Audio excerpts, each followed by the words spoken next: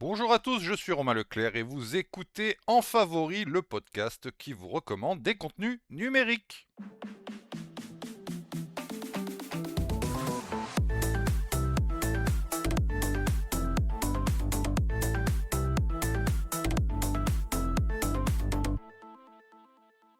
Aujourd'hui, je vais vous recommander un jeu qui s'appelle Slay the Spire 2.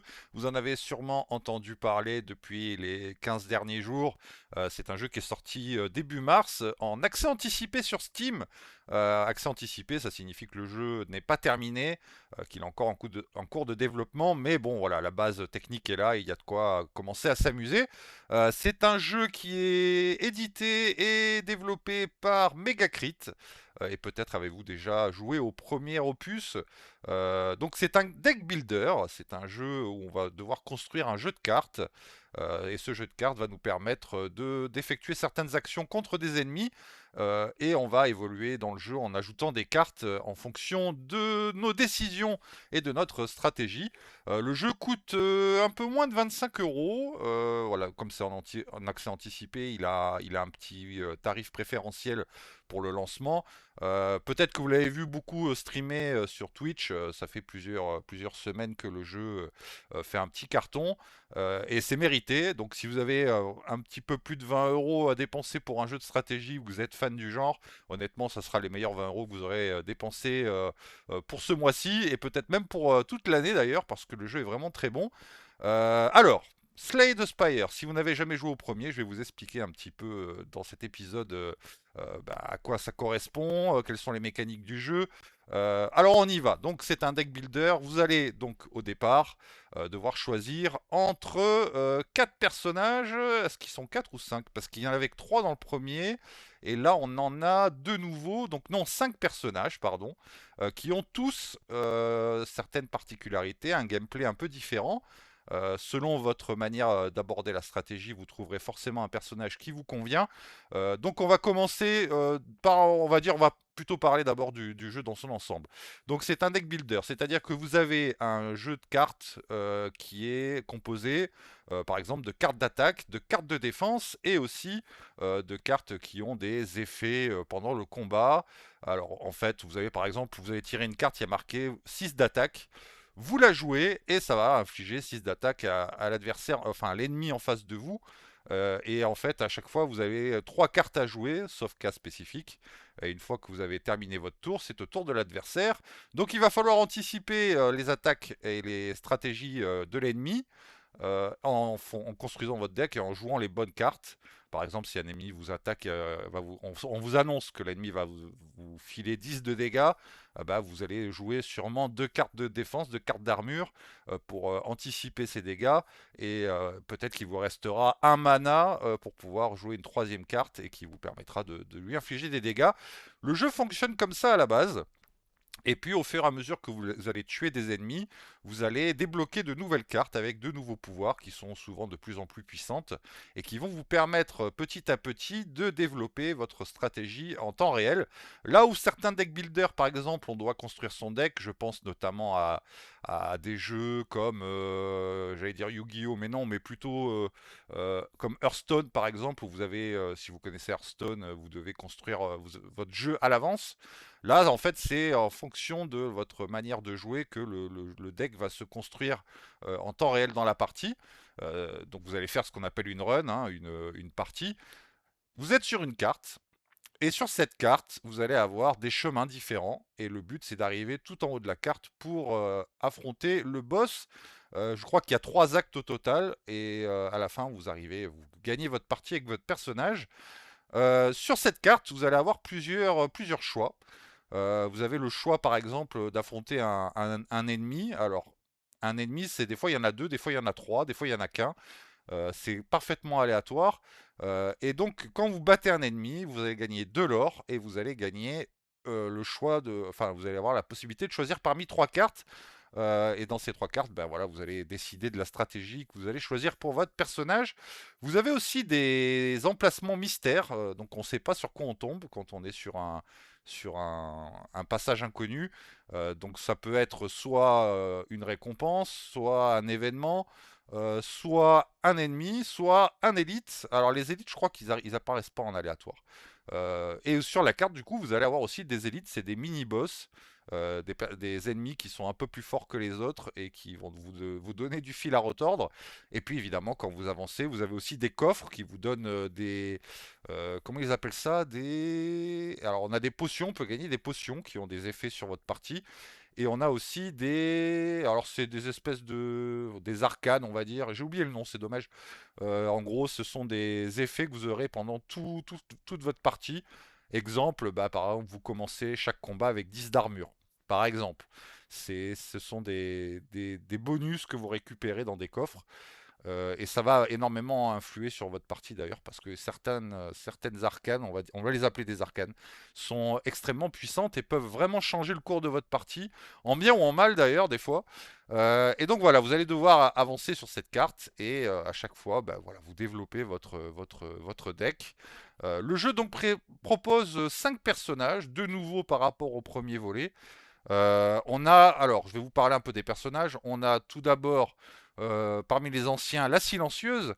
La silencieuse, c'est un personnage qui s'utilise un petit peu dans la ruse, qui va utiliser pas mal le poison, c'est-à-dire que bah, vous allez pouvoir empoisonner vos ennemis, ça leur fera des dégâts tout le long du combat.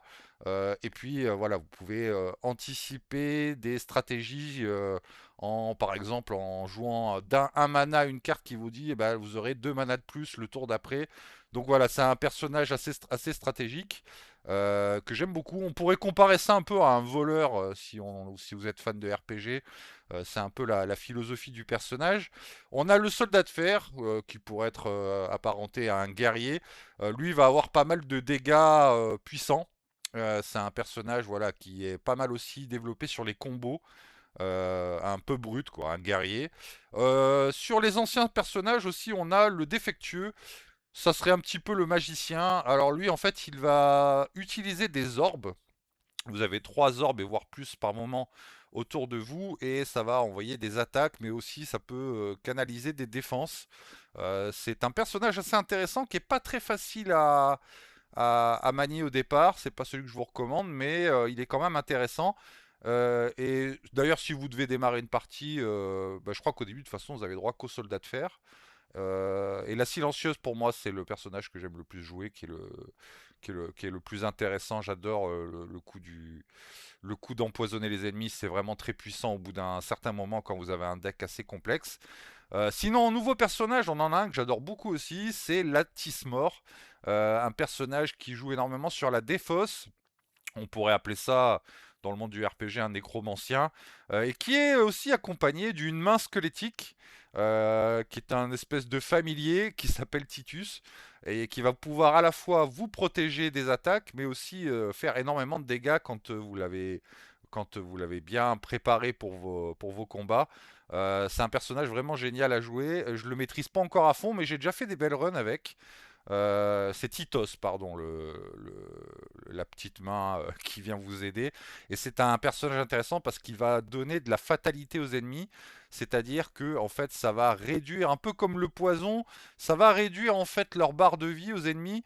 Mais quand cette barre de vie, en fait, quand elle est réduite et qu'il n'y a plus de vie, mais qu'il reste encore de la vie parce qu'elle va prendre une partie de la vie, l'adversaire va mourir, l'ennemi va mourir directement.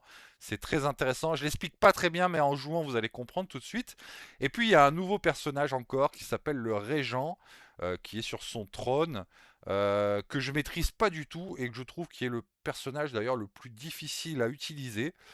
J'ai pas encore vraiment compris comment le jouer.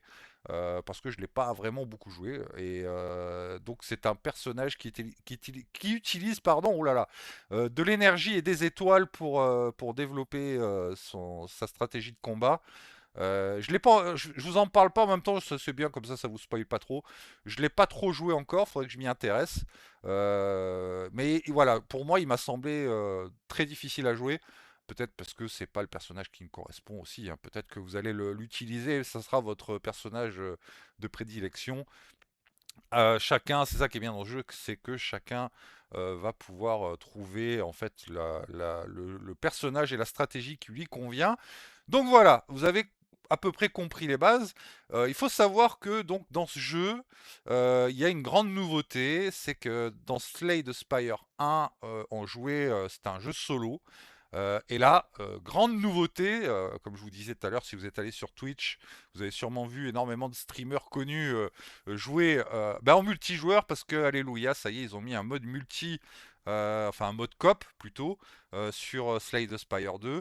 Euh, et du coup, ben voilà, vous allez donc jouer avec une autre personne et c'est un peu chacun de son côté. C'est-à-dire que bon, ben, utilisez Discord pour pouvoir vraiment développer votre stratégie à deux, mais c'est pas obligatoire. Et vous allez jouer chacun votre tour contre les mêmes adversaires, les mêmes ennemis. À savoir que ben, certaines cartes et certains personnages vont être parfaitement complémentaires. Ça va vous permettre de créer des synergies et d'être beaucoup plus efficace. Et là, vraiment, c'est très très intéressant. J'ai pas énormément joué en multi, j'ai dû faire une dizaine de parties, mais c'était quand même vraiment vraiment génial. On a l'impression d'avoir deux jeux en un en final parce que l'expérience solo est toujours aussi bonne. Et honnêtement, on pourrait dire que c'est une version 1.5 de Slay the Spire. Et là où le jeu prend tout son sens, c'est évidemment donc en multi, où vous allez pouvoir sentir tout le travail qui a été fait par les développeurs avec amour, de chercher justement des synergies entre chaque deck de chaque personnage. Et c'est vraiment très intéressant à jouer. En tout cas, si vous êtes fan de jeux de stratégie, vous allez vous régaler. Le jeu aussi a incorporé quelques petites nouveautés, notamment le fait que maintenant on a une espèce de fresque où on va débloquer des petits morceaux d'histoire et en fait aussi des nouvelles cartes en progressant. Quand vous perdez en fait une run, vous allez quand même gagner de l'XP qui va vous faire évoluer et débloquer. Donc c'est des petites parties de scénario sur cette fresque. Bon, c'est un petit ajout sympathique. Je pense qu'il va falloir qu'il le développe un peu ça, parce que pour l'instant, bon, l'histoire, je me suis pas trop, j'ai même pas lu en fait les. Vous avez des petits textes à lire quand vous débloquez des espèces de petites diapositives. Bon, c'est un jeu de stratégie à la base, donc le scénario, c'est pas la partie la plus intéressante, on va dire, mais bon, c'est là, donc du coup, bah, c'est sympa quand même. Grosse amélioration en termes de graphisme aussi et d'animation. C'est un peu plus propre que le premier. Alors le premier, il avait une direction artistique que tout le monde n'aimait pas. Moi, j'aime bien. C'est un peu simpliste, c'est des traits un peu particuliers. Moi, je trouve la DA vraiment cool. Et là, bon, on a quand même, ils ont changé de moteur de jeu, il me semble, et donc on a quand même des animations un peu plus fluides. On a beaucoup plus d'animations. Les transitions, les écrans de transition sont beaucoup plus jolis. Voilà, il y a eu quand même du travail de fait. Puis n'oublions pas, c'est un jeu en accès anticipé. Il y aura sûrement d'autres surprises plus tard.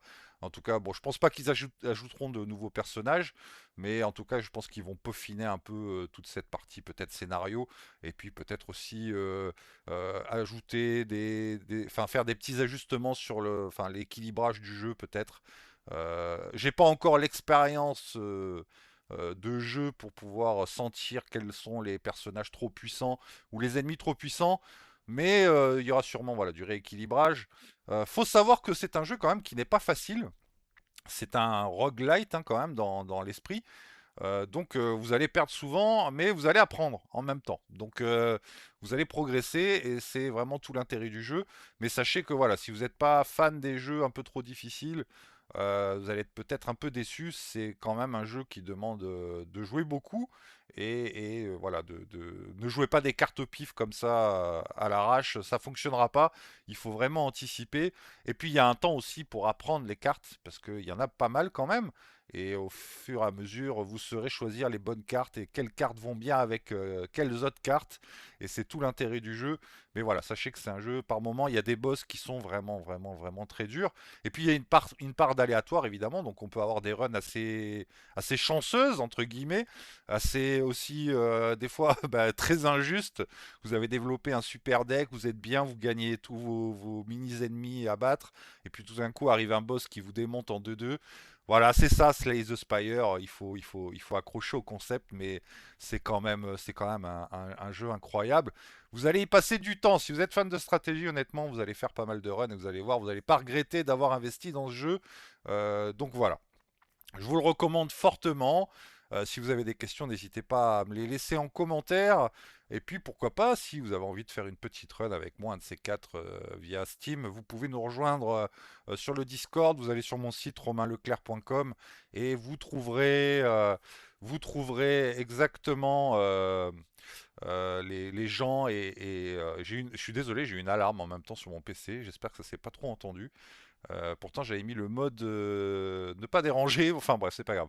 Ça m'a un peu perturbé. Allez, donc je disais, venez sur le Discord, vous allez sur romainleclerc.com, vous avez le lien du Discord, et puis venez m'envoyer un message en disant, allez, on se fait un Slay the Spire 2, et je vous dirai bingo probablement.